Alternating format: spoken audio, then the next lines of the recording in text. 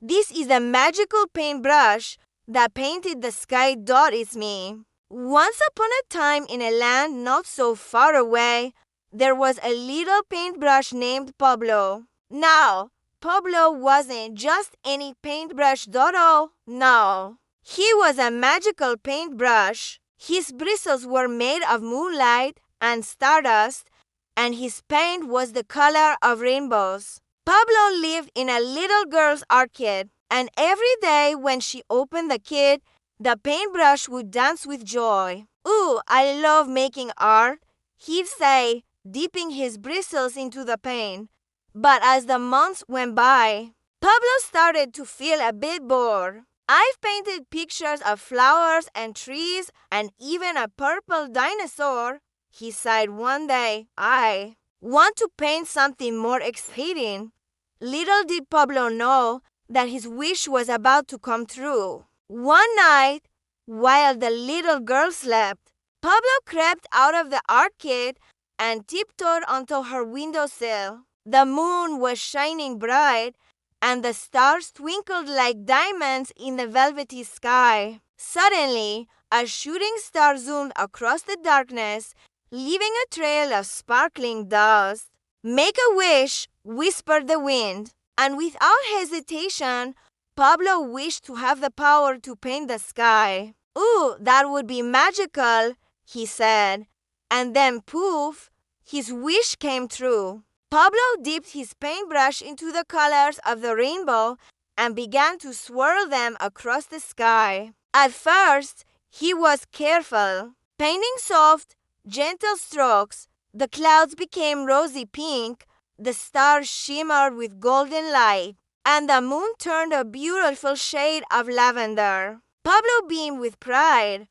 "I'm making the most spectacular sky in the world," he said. But then he started to get carried away. He swirled faster and faster, and the colors became more and more intense.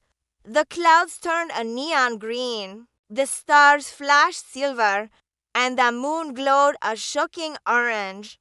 "Oh!" Pablo gasped, realizing he'd gotten a bit too enthusiastic. The sky was so colorful it was starting to hurt his eyes. And he knew if this continued, it would hurt everyone else's eyes, too. "Oh, no, I have to fix this," he cried. So Pablo dipped his paintbrush into some white paint, the color of moonlight, and began to soften the harsh lines and blend the clashing colors. Slowly, the sky began to look like the night sky again, dark and full of twinkling stars. But Pablo didn't stop there. As he looked up at the moon, an idea struck him like a bolt of lightning. Instead of just being a pale orb in the sky, why not add a touch of magic? With a flick of his wrist, he painted a smiling face on the moon, and then he added some rosy clouds to frame it like a picture. "How wonderful," he whispered, admiring his handiwork. "It's the perfect sky." And that's when Pablo heard a tiny voice behind him. "Who are you?" he asked, spinning around. But there was no one there. "Hello," the voice said again. "Down here." Pablo looked down and saw a little firefly perched on one of the clouds. "Oh, hello," said Pablo. "I'm sorry I scared you." "It's okay," said the firefly. "I just get startled easily, and you startled me by painting the sky. You know, it's kind of hard to fly when there's so much color everywhere." "Oh, I'm so sorry," said Pablo. "I got a little carried away. I'll fix it right away." And with a wave of his magic paintbrush, Pablo painted the sky back to its original dark blue, full of twinkling stars. The firefly flew closer. "Thank you," he said. "You're welcome." Then the firefly had an idea. "Say, since you can paint the sky, why don't you paint a constellation? We fireflies love to fly through them." "Ooh, that's a great idea," said Pablo. So Pablo dipped his paintbrush into the sparkling dust from the shooting star and began to trace lines across the sky. The fireflies gasped in delight as they flew through the new constellation. "It's beautiful," one of them cried, and Pablo felt a warmth inside him, a feeling that was even better than the satisfaction of seeing his painting come to life. "Helping others feels magical," he whispered. Then suddenly, a big booming voice echoed across the sky. "What's going on up there?" Pablo and the fireflies looked up to see a grumpy cloud floating toward them. "I hate surprises," the cloud grumbled, "and I hate changes to my appearance even more. Who painted these silly constellations, and why?" The fireflies panicked and tried to hide behind the moon. But Pablo stood his ground. "I did," he said bravely. "I'm sorry if you don't like it, but I think it looks beautiful." The cloud scoffed. "Beautiful," he said sarcastically. "It looks ridiculous. I've never seen such a silly paint job."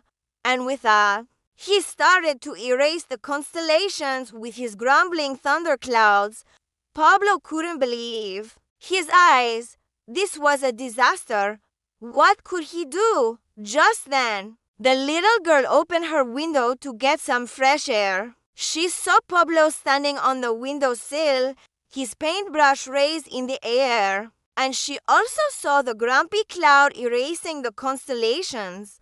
Without thinking twice, the little girl grabbed her crayons and started to draw. She drew pictures of fireflies flying through the stars, of shooting meteors streaking across the sky, and of a friendly face peering out from behind the clouds. When she finished, she closed her eyes and whispered, "I love this picture." And then poof, the picture came to life. The fireflies flew, the meteors streaked across the sky, and the clouds smiled. "Oh, hi," he said. "You must be the little girl. I'm sorry I was so grumpy. It's just that I haven't had much rain lately, and clouds need lots of rain to stay happy." "That's okay," said the little girl. "But now that I've drawn this picture, you'll always have someone to play with." And the cloud beamed. "Really?